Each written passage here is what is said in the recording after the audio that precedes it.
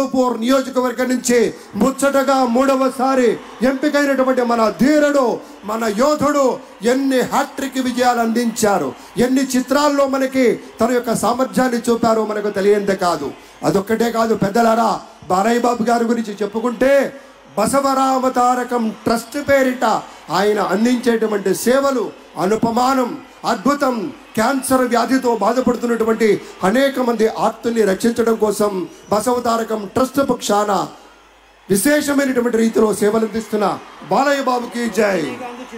అలాగే మన తమిళనాడు నుంచి ప్రత్యేకంగా విచ్చేసినటువంటి గౌరవనీయుల శ్రీ రజనీకాంత్ గారు విచ్చేశారు, నిరాడంబర యోధుడు. అలాగే మన పెద్దలు మెగాస్టార్ శ్రీ చిరంజీవి గారు విచ్చేశారు. స్వాగతం పలుకుతాం గట్టిగా మన మెగాస్టార్ చిరంజీవి గారికి. అద్భుతం.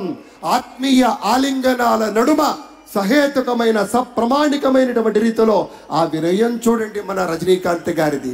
ఎంత ఎత్తుకెదిగినటువంటి గొప్ప కళాకారుడు అయినా కూడా వదిగి ఉండేటువంటి ఆ మహనీయులందరికీ స్వాగతం పలుకుతున్నాం. It gives us great pleasure to welcome Talaiva superstar Rajnikanth garu and Lata Rajnikanth garu to Andhra Pradesh for this momentous occasion.